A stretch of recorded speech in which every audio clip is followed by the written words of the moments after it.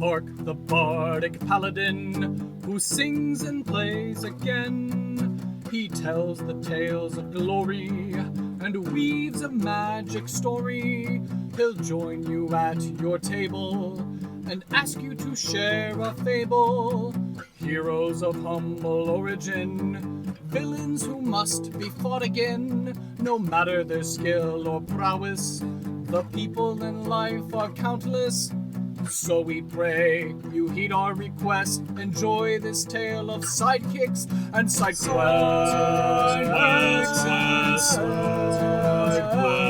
And side quests.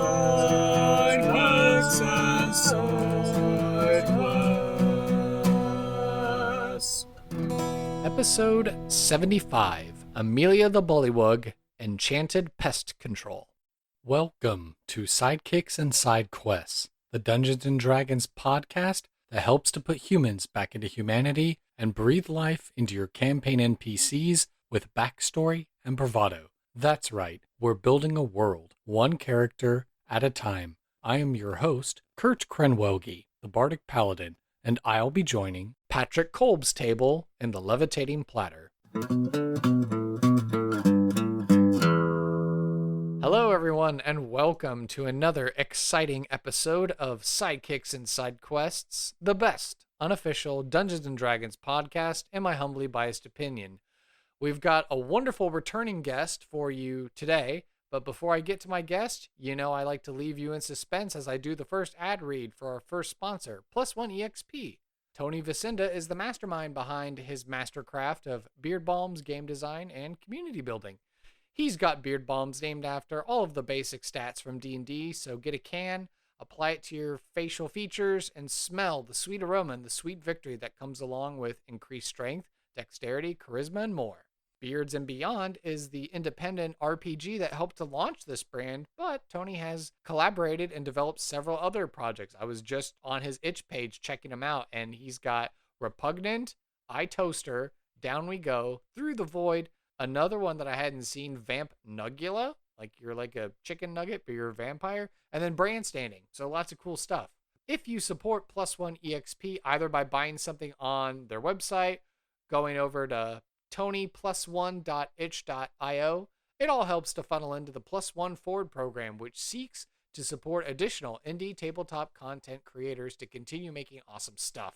So I would highly encourage you to follow Tony and Plus One EXP on all the socials, Twitter, Facebook, YouTube, and Twitch, in order to keep up with all the various projects he's working on, as well as upcoming interviews, one-shots, and actual plays of some of these other amazing indie TTRPGs.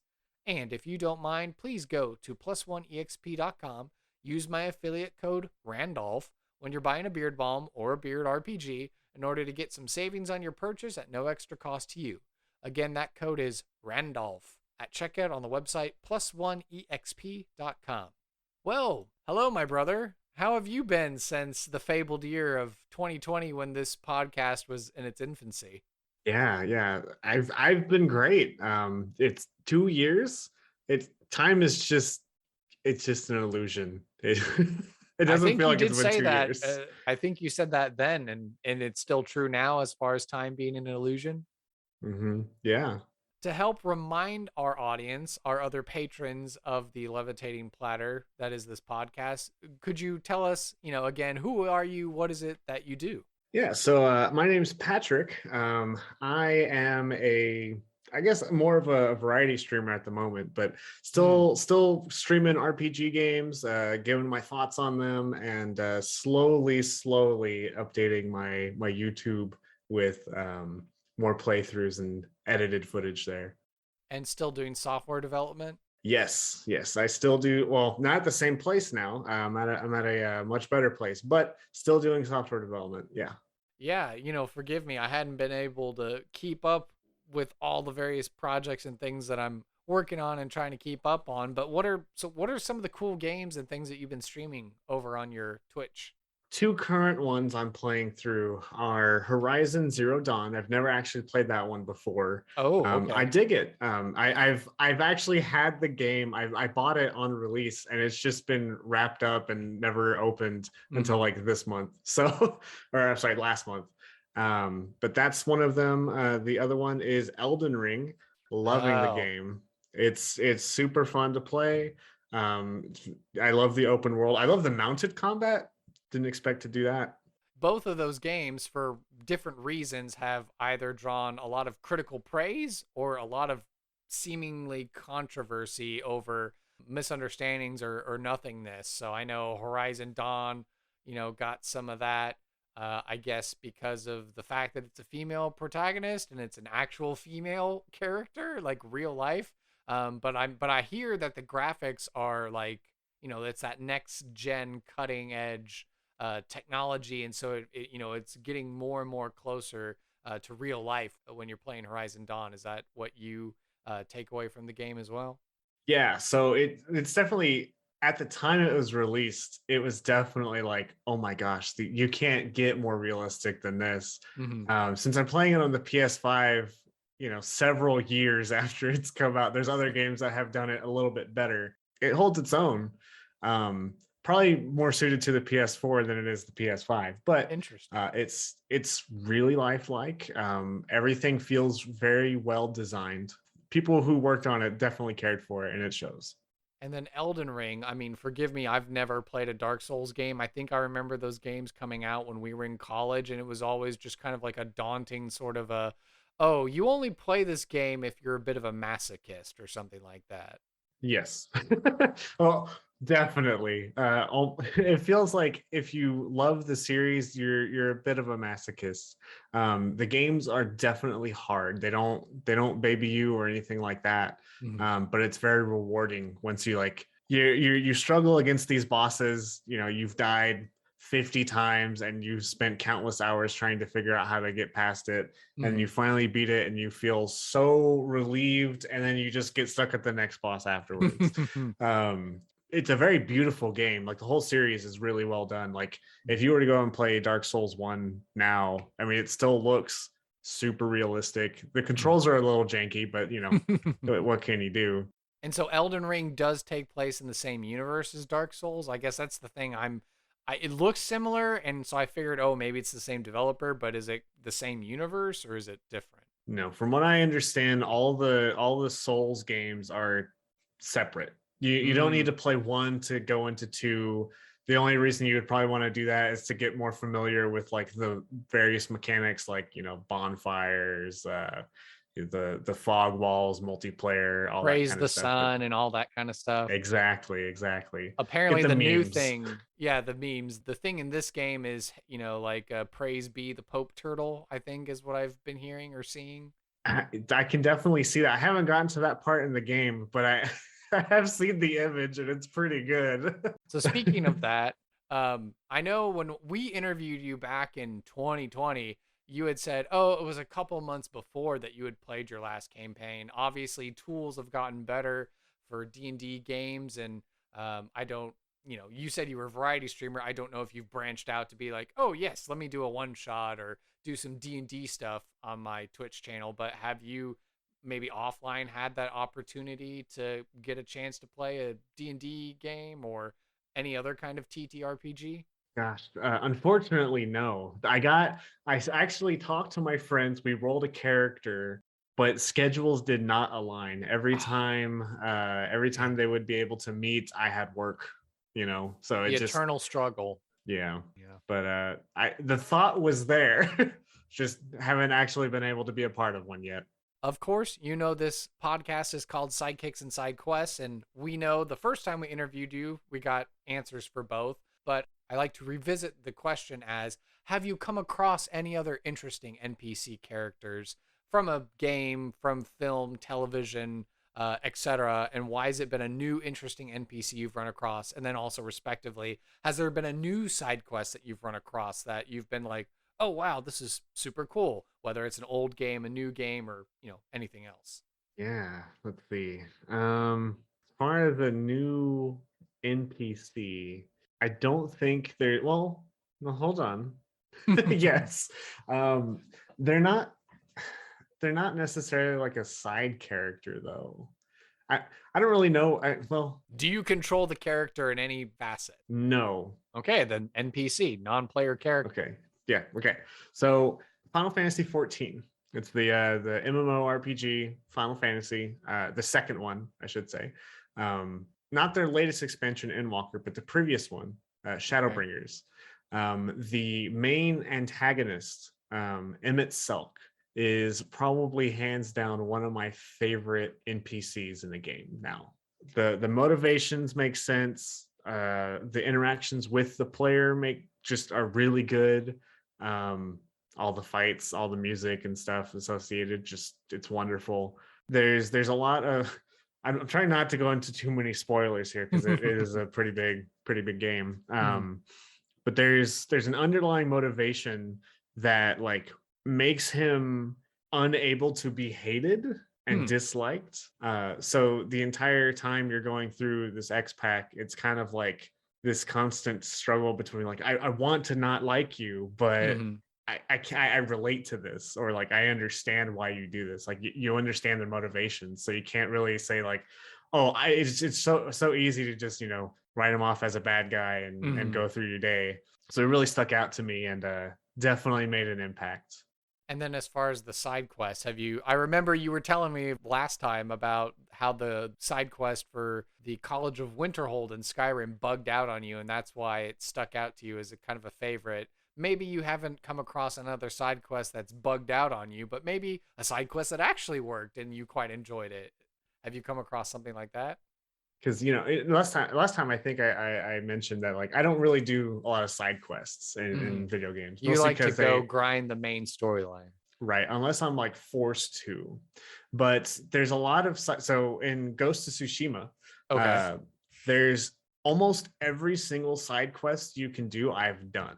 At least in Act 1. I haven't beaten the game or anything, but it's not so much like I have one that stands out as so much as all of them stand out to me. And I've done them before I've done the main scenario. Interesting. So you found a game where the side quests were actually more tantalizing to you at first than, oh, let me just tackle the main story. Exactly. Yeah. No, everything in that game works really well. So the side quests in general, like you don't feel like they're side quests. You feel like you're very much attached to the land and all the people who live there, and you want to make sure that they're taken care of and stuff. So it definitely does not feel like a burden when you're going through and talking to these people. Whereas some games are definitely like, hey, can you go like do my taxes, please, Mr. Main Character? And it's like, why would I do this? I'm on a quest to go kill big bad evil guy, And then of course, we like to end the personal interview section with the passion question, as what are you passionate about? I know you talked about you were passionate about streaming. Have you found any new passions in the time of the pandemic and in the hopefully waning closing days of the pandemic and everything like that? I've kind of branched out from my passion kind of extended from streaming into more content creation. It's a passion, but like the drive to do so is still struggling to get there. But I definitely have a newfound interest in like video editing, not necessarily like videography as well, but not like professional. Making sure that I have the right camera, I have all the right lighting and stuff. Just making sure that all the angles are good. What's the appropriate like placement of the camera, all that kind of stuff, and just figuring out what is my exact like niche that I want to bring to this massive world of content. But that's kind of been something that I've had a kick in right now. Well, it's been great to catch up with Patrick and see how he's been. And I think it's time now we head into a segment I like to call NPC Creation.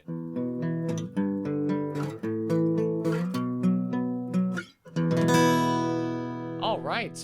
Well, this is a relatively new sponsored part of the show, but NPC Creation is brought to you by you, the podcast audience, and our patrons on Patreon. That's right. After 2 years, old Kurt here decided to start up a Patreon for the podcast. And of course, now is the time that I would like to give a shout out to our comfortable patrons. Those are our patrons at the $2 or more level with a loud hurrah. So to you, Katie Downey, aka Goblin Katie, one of our previous guests, we say cheers and we toast you. Yes, Katie is actually one of our highest tier patrons because we only have 3. And she's what we call a wealthy patron at $4 a month. So that means she's also able to add an element of chance to our random tables here in NPC creation as well. And some of them might get used here today now with Patrick. So if you want to join the cheapest podcast Patreon community, check out the show notes below, go to my podcast website, or go directly to patreon.com/sidekicks and sidequests to find out more about our 3 tiers, $1, $2, $4, and help us expand our operations at the Levitating Platter in this demi-plane and worlds beyond. All right, so as we were discussing before we started rolling, last time you came prepared with a character of your own making, but now you've opted for the path of the random. Is that correct? Yeah. Okay. And I believe you had some virtual dice at the ready. And if you're ready to go, we can go ahead and begin with the first question of what is our character's name? We will go ahead and roll a d20. Got a 10. 10. Your answer was provided by previous guest, Brianna Jean, Amelia. So we were working with the character name of Amelia. The next question we have to ask ourselves is, what is the ancestry of Amelia? Let's go ahead and roll a D100 or 2 D10s. I got a 16. 16. Oh, okay. 16 Bullywug. So those are like the anthropomorphic frogs, the little frog people. Think of like fierce Kermit the Frog, I guess. Might be one way, or Slippy Toad or something like that. By default, you know, they're monsters in the monster manual, and they're like, ooh, they're mean and aggressive and territorial and all that stuff. But Amelia might be a very nice Bullywug to get to know. So what is the job or role in society for Amelia the Bullywug? Let's go ahead and roll a regular D10. Rolled an 8. 8. Ooh, okay. Your answer provided by previous guest Michael Horsley, Enchanted Pest Control. Great.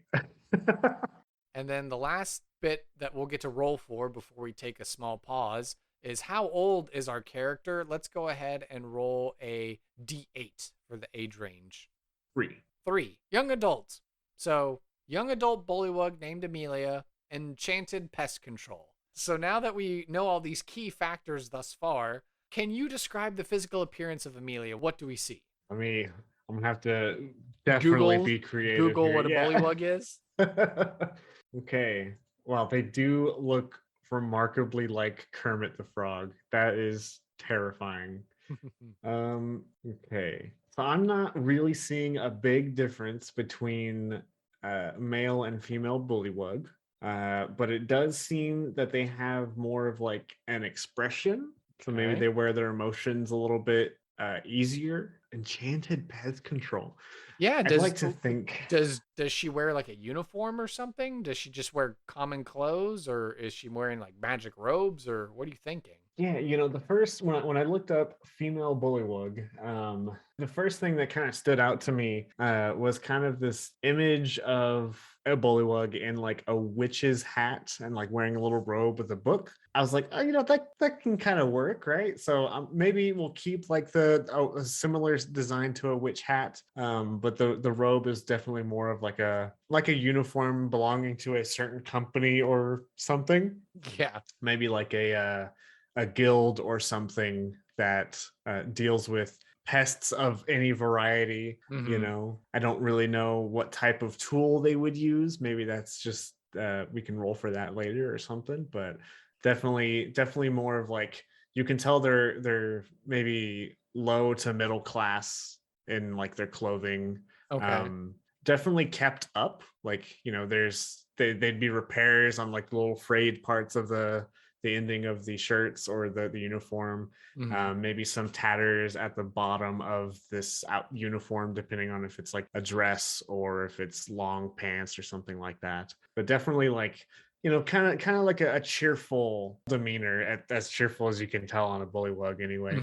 I was gonna say Enchanted Pest Control. It's like how far of a direction are we going from like Orkin versus like Ghostbusters? Like how sophisticated of technology are we talking? Maybe not quite Ghostbusters, not like using a whole bunch of Artificer gadgets and stuff right. like that. So she's not walking Yeah. around with an eldritch cannon waiting to blast a rust monster to bits or something. Maybe at the end of a campaign, upgraded, got a couple pieces of loot. But this is definitely more like you have the tools of the trade, which is maybe something to defend themselves with depending on the size of the pest. Definitely things to maybe not necessarily destroy or kill a pest, but maybe capture and maybe release elsewhere. Oh, okay. Yeah, that's true, because not all pest control is about eradicating the little critters that are in your place. Sometimes it's just a matter of capturing them and then releasing them back into the wild. So that's interesting. That's a good point you raised. So, okay. So do you imagine like various kinds of like traps and snares and stuff like that, part of the gear, and maybe like some magic implements as far as like, oh, this is like my wand of sleep spells. So I can use it to like neutralize like a feral, some sort of animal. Yeah. So like at first glance, you'd see Amelia, and you might think that they're like a trapper or a hunter of some kinds. But then you start looking more closely at their little knapsack or something, and you see more like utility tools. So you'll see like those wands. You'll see like some rope or like a stick with a rope at the end of it that's a little bit magical or something to kind of adjust the size, so that way they can kind of whatever pest it might be, like how some pest control or like animal control will have like the stick with the rope, and they can just like put it around the neck and just kind of control that way. It has like something like that it's like a magic rope that adjusts based on something there. But definitely not like Ghostbuster level, where you can obviously see like maybe they're onto something and we shouldn't get in the way. Yeah, like the Ghostbuster part of the pest control agency, that's like when the spectral stuff, like, oh, the ethereal spiders are showing up. Okay, we need to call that division. Like, I just deal with like skunks and rats and rust monsters and maybe an occasional slime or something like that. But like, if it's like ghosts or ghouls or something like that, that's another team. That's not my pay grade. Yeah. Okay, Exactly. that's cool. When you picture Amelia, what 3 adjectives would you use to describe her? Patient, caring, and responsible. I was going to say, with those adjectives, are you already thinking of kind of like a backstory as to how and why Amelia got involved with this particular line of work? Was it something of like, oh, pest control, that means all the free bugs I can eat. But then as she got more involved with the work, it was like, oh, actually, I'm capturing all sorts of other critters and learning about ecology and all these other things. And, actually, these gelatinous cubes are very important to dungeon environments. And when they get out of their dungeons and they start going into residential neighborhoods, that's a problem. And we need them to go back into the dark, deep, dank dungeons to keep those clear and stuff like that. I think that would be really interesting. Like kind of having ulterior motives for joining the pest control team, right? It's like, well, I'm controlling the pests. They're just also my dinner, you know? And then learning more and more of like the environments around wherever they are, and like, how removing, one of these pests could damage everything around the village or something like that. I think that would be very interesting. I think that does require that, Amelia is well educated on, in their field. But I mean, I don't see why we can't have that, right? I mean, depending on how long they've been doing this, or how their training is gone. Yeah, that's true. Do you imagine her being more of like, I'm independent, I'm part of a team? Am I like a junior to someone else who's my senior? Yeah, I think since it's a young adult, I think Amelia should have a mentor. Probably someone that's been in the business a long time, has kind of seen, now that they're older, they used to be part of that, the ephemeral division of the pest control. but they're kind of retired, and they can't do the same things that they used to. So they've kind of taken on the role of teacher, of training all these new employees or something. And then Amelia would probably be eager to learn and really quick to pick things up, but maybe there's like a failing of application to these teachings, so you can say something, it'll stick, but the application of the teaching probably won't hit until much later, and after several times of attempting to do a certain like control. All right. And of course, we like our NPCs to have something cool on them. So what is a valuable item, piece of lore, a secret, or an ideal or concept that Amelia would ascribe to? So if you'd like to go ahead and roll a D4 for the category, and then the D6 to figure out what the specific valuable is going to be. I rolled a 4. 4 would be ideal or concept. Ideal or concept, and I rolled a 2. 2. Okay, well, this seems to fit right in line. Your answer provided by previous guest Kia Young, knowledge. So the fact that she's ambitious, she's wanting to learn how to be the best of the pest control guild team that she can be, or she just wants to learn about these other creatures. How do you think the ideal of knowledge kind of fits in to her character? I imagine that, she probably picked up that if you remove an entire species from an ecosystem, you can damage it. And that goes for like settlements. Like, if you remove a type of bird from the environment, you'll see less of a predator that could maybe help out that environment. So you'll start seeing changes in maybe like the trees or the grass. And then you see the changes in the grass. Now your cattle or your farm animals may not be able to survive because of that, all because of these small changes. And so Amelia probably picked up on that and seeks to know as much as they can about that particular environment they're in. So they don't make drastic changes, or maybe not drastic, but long-term effects when they do pest control.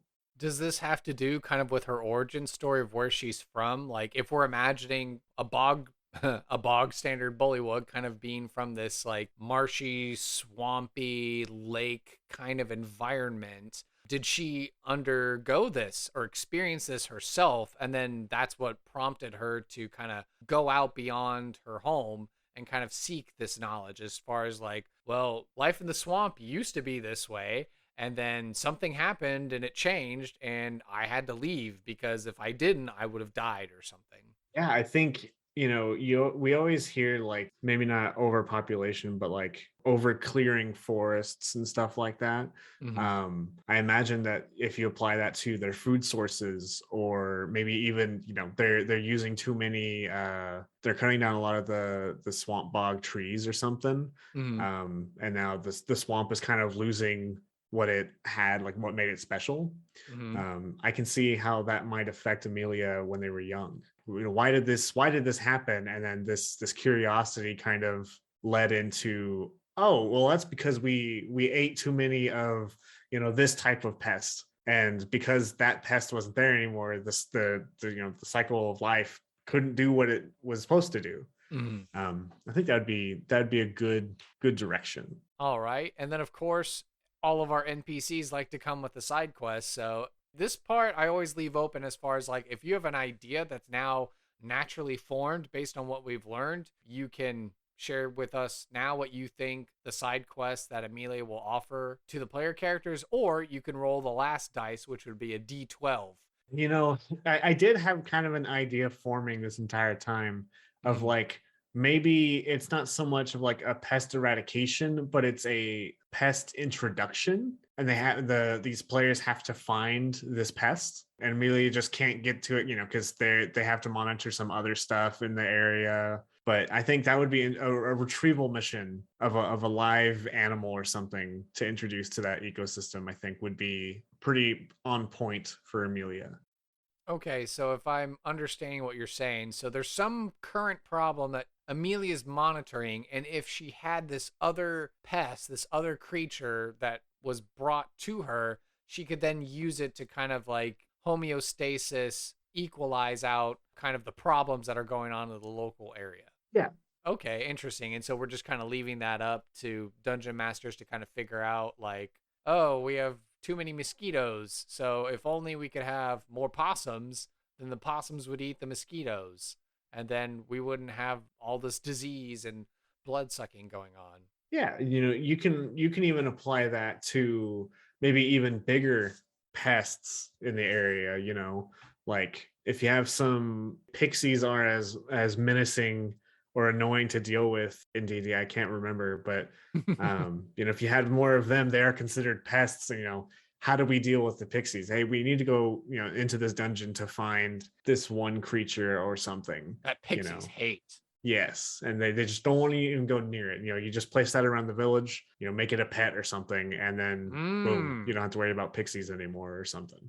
Yeah, or like, oh, this thing, and like, okay, well, if we just bring like a swamp gator to the town and then make it the town pet, then everyone will love Chubbs the gator, and then yeah, it'll be fine. You won't have to worry about the dog-sized leeches anymore because Chubbs the gator's there to protect you. Yeah. Okay, that's cool. I can dig that. So, how is Amelia going to award the player characters when they successfully bring this other species to the area to help kind of offset the current problem that they're dealing with? I don't know. Might be something we have to roll on. Maybe just to get an idea of what would fit, because she wouldn't have anything super expensive. That's just not her class. She might have like an enchanted tool or a magical tool that she can give. We have discussed that she is a perpetual student. She's a seeker of knowledge. Is there some piece of lore or something that she could pass on to the player characters in exchange for doing this? Like, oh, the player characters really need to know about creature X. Well, if you do this for me, I will literally, lore dump everything I know about creature X for your party, so you can have that advantage in being able to deal with this particular foe or whatever. Or maybe it's not a foe, or maybe it's like some other thing that you're trying to deal with. It's like, oh gosh, we just cannot pin down where this kind of creature is. And it's like, oh, well, I know because I'm the local Enchanted Pest Control agent for this area. And I know that if you go here to this spot at this time of day and this season, when the moon is this way, then you'll find this creature there. That would actually be really good. The other thing we can probably say is like, if they're familiar with the area, because they have to know all these different habitats and all the effects the seasons have on it. They might know, Amelia might know a good spot for like maybe there's a dungeon. She can reveal it because maybe there's some like fauna over it, or sorry, flora that's on it or something, and she's like, oh, there's I can just give you animals this laying on top of it, like a giant sloth that just won't move, that's blocking the entrance. It's just a Snorlax. Like, here's your poke flute. Like, yeah. Oh, okay, I'll wake up and move. Yeah. But like maybe there's a hidden dungeon that Amelia just knows about. There's no reason to disturb it or anything, but she's curious on some stuff in it, so she can guide you to it. Ancillary quests to go into that dungeon with Amelia. Yeah, you can clear it out or just figure out what's down there or something. Yeah. That's cool. Lots of things you can do. All right. Well, we also have to consider the opposite. So what's going to be the consequence of failure or refusing the call to this adventure? How is Amelia going to react to that? Yeah, I think depending on the creature Amelia needs to have these players retrieve, it could have an lasting impact on the environment there. Like if in this pixie example, and we bring in Chubbs the Gator, if Chubbs the Gator isn't there, these pixies could just run rampant and cause either an overwhelm Amelia. So then Amelia can't deal with it. Yeah. Or, worst case is that town is just overrun and, all the residents have to leave. Now it's a ghost town. There's a whole bunch of refugees everywhere, maybe. Okay, so we did say that if they fail to go on the quest, then okay, the problem's gonna get bigger. So that's if they refuse. But if they fail, is there like a difference in how she approaches it? Like, gosh, we really went out there and tried to get this beast, but we just couldn't wrangle it. It escaped, or it got killed in the process. Like, is she gonna react kind of a different way based on how they break the news to her, or just try again and go get another one? Or by that point, is it too late and now the problem is overwhelmed the location or something? Yeah, I think maybe something that can happen is depending on how rare creature A is, Mhm. and if that happens to just the adventurers fail, there could be a creature B and you need a lot more than just one. Oh, okay. Right, right. So many fail states. Okay. Creature A died. Okay. Well, I know you could go here, and if you bring me like 5 of those on par, or it gets a little bit tougher with like, okay, now you have to find the next thing to try and help. And then after that point, now the problem's too big. Now you have to fight an entire town overrun by pixies. You're gonna have to like go back to back with Amelia as you're trying to like keep the pests from overwhelming the town or Yeah. whatever. Yeah, Okay, that'd be I pretty think cool. that would make sense, and maybe even the first time they fail to come back and they have to fight the pixies. That way, it's like, hey, it is pretty bad. Did you Yeah. bring the thing? No. Okay, well, we can hold it off for a little bit longer. Please find this in this location over here. So, what are the goals and motivations of Amelia as a character? Yeah. So Amelia definitely has a thirst for knowledge. Mhm. The more Amelia knows about the local wildlife or how a certain creature species can affect other ones or like what their role is in the ecosystem they're in, I think can lend itself to so many applications of making sure a village is okay. What can actually occur, what's causing this farmland to not be as fertile, or what's eating the crops or something like that. But just the thirst for knowledge is so important to her that if she doesn't know something, it'll probably eat away until she Mm. gets that answer. Does Amelia have any current problems that prevent her from being a bigger player on the stage? Does she have goals and ambitions beyond just being like, oh, I'll come up from that junior level to like, okay, now I'm a full fledged, like accomplished Enchanted Pest control person, and I can have my own franchise or whatever? I mean, is there some problem that she's dealing with? Is it the fact of the local pest problem that she's bringing the player characters in to deal with, or is there something else? I think that she would love to be on an adventure, but she doesn't have the skill set to survive against like things that are actively trying to kill her. Mm, She doesn't have a lot of strength to deal with that kind of stuff. She okay. knows how to survive, Oh because yeah. she has to go into the wildlife and figure out how to hide or sneak around to get these like different creatures. Hmm. um but when it comes to like maybe combat and actually confrontation, that's not necessarily what she's good at, and that's probably what's preventing her from moving on up in the ranks or living the life that she wants to have. Well, I think we've learned so much about our little Bullywug pest controller that I think it's time we throw her into a random encounter.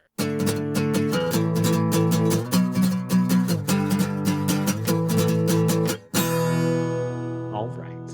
All right, so you know this final ad read. This random encounter is brought to you by Reaper Miniatures. They've been Texas Titans of the tabletop industry since 1994. They're here in DFW, and they've got an amazing warehouse and game store. They make everything from paints to gaming accessories, and they stream on Twitch and YouTube with tutorials and interviews.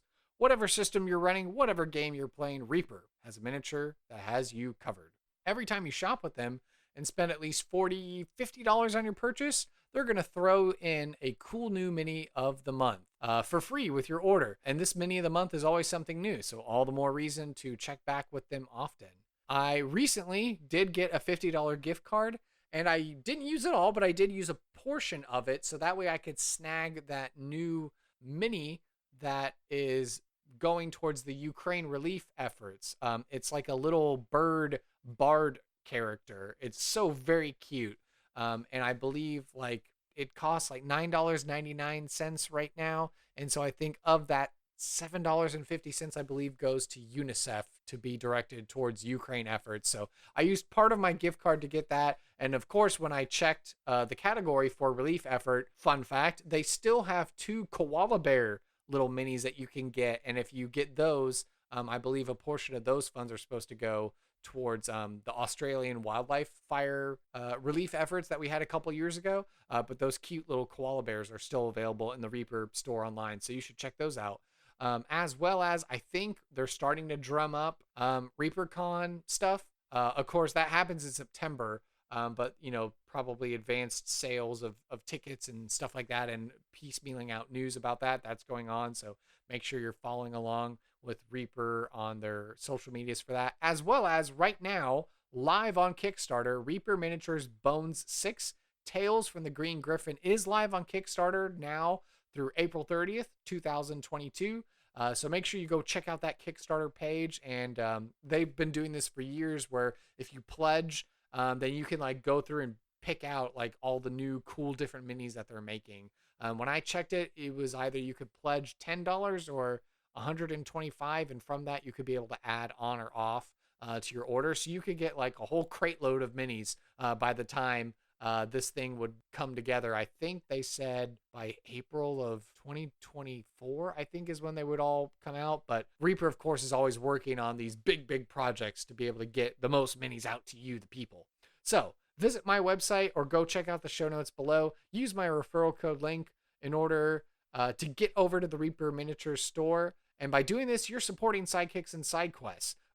Because it tracks the traffic that my podcast directs towards Reaper Miniatures. So the more traffic, the more that our Texas powers are able to combine. And be sure to follow Reaper Miniatures on Facebook, Twitter, Instagram, Twitch, and YouTube. All right. So now we have ourselves a random encounter. We have Amelia, the Bullywug Enchanted Pest Control Agent, junior officer.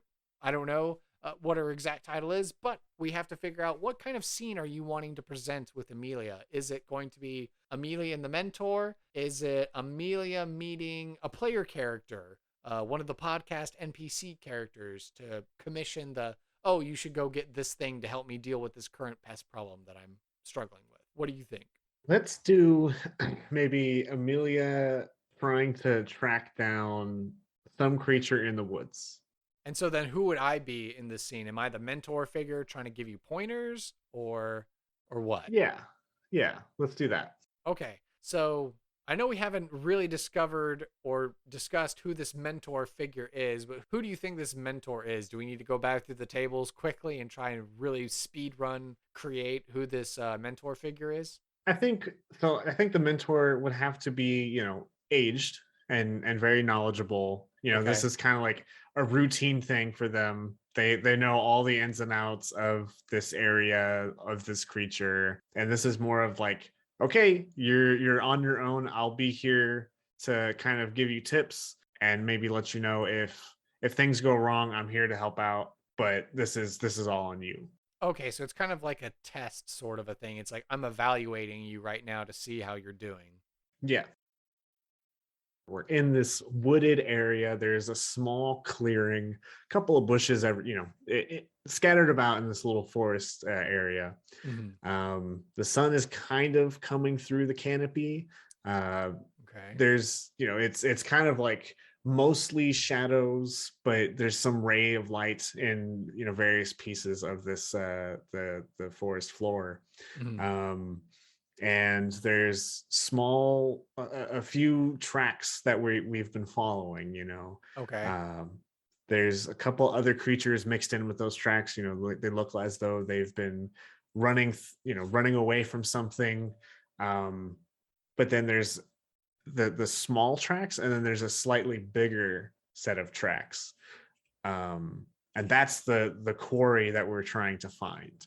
This creature has been ruining a lot of the other creatures, or not ruining, but like eating and kind of maiming a lot of the local fauna population. And so we're looking to stop that. So then I guess me as the undisclosed, but you dungeon master fill in the blank mentor figure, just kind of being like, yeah, you see the tracks, the bigger and the smaller. I don't think this is just a isolated single creature. Based on our research and our reading, what would you say that this situation entails? I think that the various tracks that we see, there's the smaller, like the prey-like tracks running away from this bigger creature. It looks like there might be two, but it's hard to tell. Yeah, so I think the mentor would use a nature check and would roll well because, is learned and professional. And we'll say, yeah, you see bear print, and then you'll see like a claw print, and you see a big one and a small one. So I'm thinking that we're dealing with owlbears, and I think it's a mama baby situation that we're dealing with. It's because obviously the youngin needs to eat, and so mama's coming into town, raising the hells with tearing into the hen houses and the stables, and just trying to get anything that she can get to feed her offspring. I think here is the situation, and if we're providing the field manual training, Amelia, how are we supposed to deal with a typical owlbear situation based on our criteria? Well, owlbears are very dangerous. They're pretty life threatening. They've definitely had their they have their name kind of in the adventurer's handbook as a formidable foe to the unprepared. So we want to make sure that whatever we have can either get us out if we do get into a pinch, that we have ways of capturing, and at the very least we have a way of defeating or killing the owlbears if we can't capture them and move them elsewhere. So we'll want to be really sneaky. If we can go get next to them quietly without alerting them, we'd want to try and tie them up, or have some way to control them, to move them out of this area, to direct them somewhere else.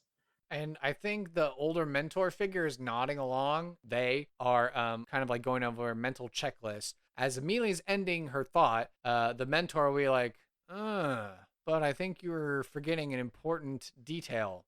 And will point to upper tree branches. And you'll see that there are some like thick, large talon claws in the tree branch. And we'll say, remember that our job is not only protecting the townsfolk, but making sure that the natural balance to the ecosystem is remained intact. And if you remember your lore from this forest, there is a reason they called this the Screaming Woods, because it not only comes from the screams of the owlbears, but if it also comes from the harpies that come down from the mountains into the forest. And the owlbears do provide vital service in beating back the harpies from otherwise luring the townsfolk out with their siren song.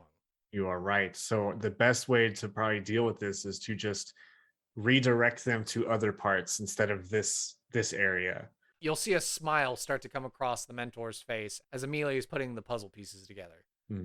Very good, Amelia. Yes, you will make a fine agent of the Enchanted Pest Control Services that these fair lands of the king serve.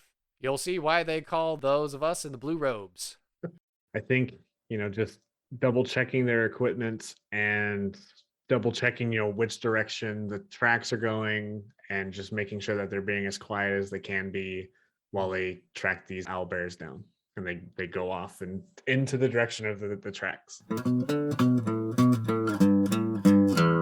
And scene. Yeah, bravo. So how do you think it went with kind of showcasing off Amelia as a character, and I guess her mentor figure as well? I think that's a pretty good interaction. I think it's definitely young Amelia, trying to still figure out, like, maybe right before she took an exam, or maybe that was the exam, to kind of be able to practice on her own. I think that's a good origin story for Amelia.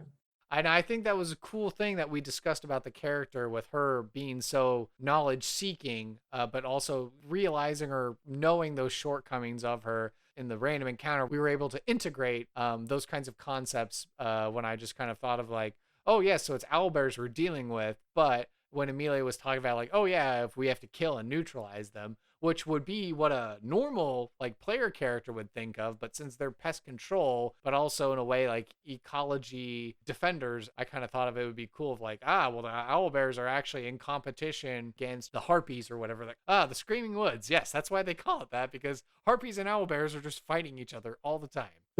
It's awful. We don't like to go near the woods or live near the woods. Yeah.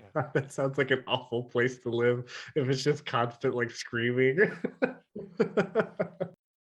Well, of course, this is final thoughts, so I always like to leave this part of the show to the guest to, have that platform, that stage, that microphone. So any other concluding thoughts you have based on your time coming back to the podcast now for a second time, and if there's new updates, plugs, and all that kind of stuff, where do we need to be following along and checking in? Yeah, so I'm gonna have to self-plug a little bit. So I stream on Twitch Saturday, Sunday, and Wednesdays. You can definitely follow me there at Psionisus, Psionisus, and you can find me on YouTube as well and Twitter, same name. Ultimately, be good people. It's there's a lot of bad in this world, and it's easy to be good. So just be good, be kind to each other, and yeah. Awesome. Well, Brother Patrick, it was great to have you back on the podcast. I'm going to keep this going where I have a regular rotation of new and returning guests. And so what remains to be seen on your three-peat when you come back on? Are we going to have another character already made, or are we going to test the fates once again? I actually really enjoyed doing the random. I honestly think it's a better character than Mim, the other character I made. Just because it feels a little bit. There's this process that kind of happens when you create a D&D character. You decide like, okay, I want this name, but I don't know anything else about it, and you just let the dice decide, and somehow it's always a character that just can work. Mm-hmm. It's really weird. But Amelia is a very organic character. Everything just kind of rolled well. Let's not talk about stats because that's a whole nother set of dice. But just the ambitions, the motivations, I think it really worked well. So I'm excited to randomize another character. Thank you for listening to this episode of Sidekicks and Side Quests.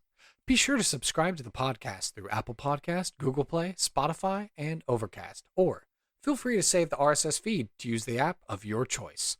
Visit our website, sidekicksandsidequests.com, for links, write-ups of the NPCs, and to learn more about the show and the guests who have been on it. To stay up to date and interact via social media, you can follow the podcast on Facebook, Twitter, and Reddit by searching for SideKQ Podcast.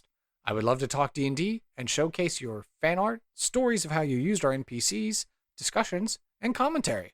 If you would like to hail the bard, simply send an email to sidekicksandsidequests@gmail.com. To help this show be the resource it's meant to be, I ask that you please leave a review on iTunes to help spread the word and share our podcast with your friends and family. Whether you're a veteran player or an aspiring dungeon master, or you've never played Dungeons & Dragons before, there's something here for everyone, and I want to hear about it. And finally, after 2 years, I've decided to open a Patreon for Sidekicks and Side Quests. If you love this podcast and you want to help us grow and expand our operations, I would appreciate it if you would go on over to patreon.com/Sidekicks and Side Quests.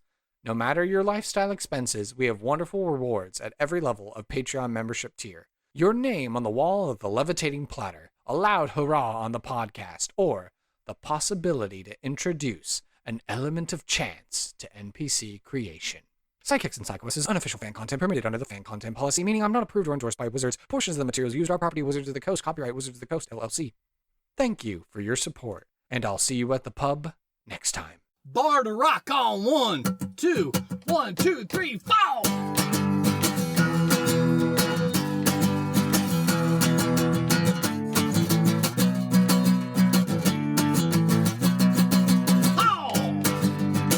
Sidekicks and Sidekicks.